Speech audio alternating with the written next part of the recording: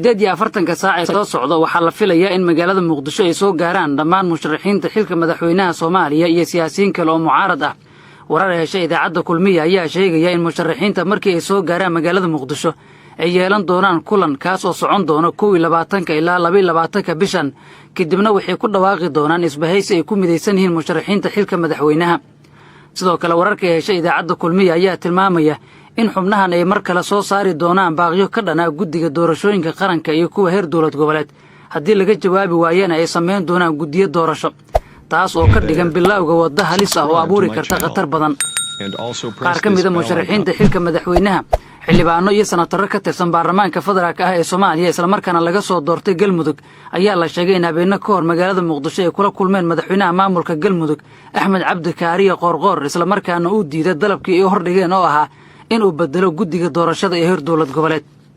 xubno ka tirsan baarlamaanka Soomaaliya oo kulankaasi goobjoog ahaa ayaa keedan u sheegay in la go'aamiyay in guddiyo ka socda mucaaradka loo diro magaalooyinka Dhuusamareeb iyo Jowhar si ay kulamo kula soo qaataan madaxda maamul goboleedyada Hirshabelle iyo Galmudug. kulamadaas oo ah kuwa lagu sii wadayo wadahadallada ku saabsan in la bedelo guddiyada doorashada ee labada maamul ka yimaada. haddii ay miro dhali waayaanna waxaa bilaaban doona qalqalgelin siyaasadeed oo soo food saarta maamulada Galmudug iyo Hirshabelle sida ay tilmaamayso xogta aan helnay. Cabdiraxmaan Cali Ciise oo ka mid ah xubnihii hore ee baarlamaanka dowlad goboleedka Galmudug ayaa sheegay in dalka uu lugaha la galay xaalad siyaasadeed oo aad u adag haddii aan la helin tanaasulna ay sababi karto in la soo farageliyo dowladda iyo mucaaradka. xasilooni darro siyaasadeed inay imaato ayaa macquul ah in dalku qatar amni uu galo. runtii waa la socotaa geedi socodkii arrimaha doorashooyinka in meel fog laga keenay haatan oo la rabay in shaqadii ay bilaabatana runtii waxaa muuqda sijiid dhanka dowladda iyo qolyaha mucaaradka.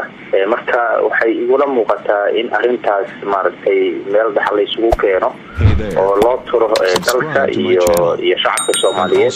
runtii waxaan waa masiir intii mar walba ay marjic dalka u noqon lahaa beesha caalamka in ayagu gacmo geljir hoos loo dhaqaay in ayagu ay arrintaas si Soomaalinimo ah si maaragtay in arrintaas maaragtay si farsamo lagu xalliyo.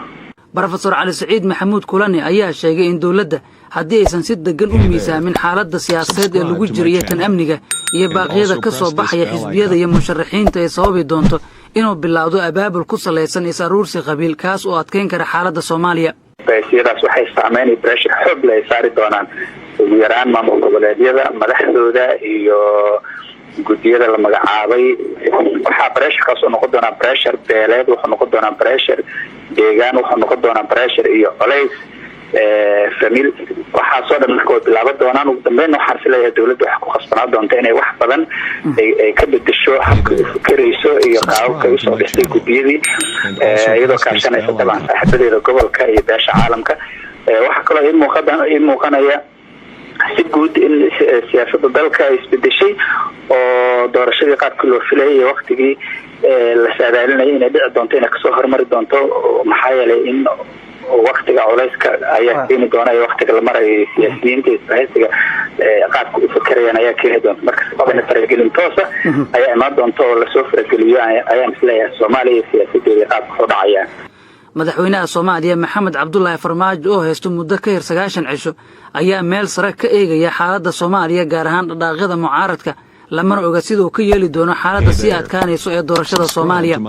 madaxweynayaasha maamul goboleedyada kale ah Hirshabelle, Galmudug iyo Koonfur Galbeed ayaa ah garbaha ugu weyn ee uu ku duulayo madaxweyne Farmaajo maadaama ay aaminsan yihiin in sii joogitaankooda uu ku xiran yahay in madaxweyne Farmaajo mar kale talada dalka qabto.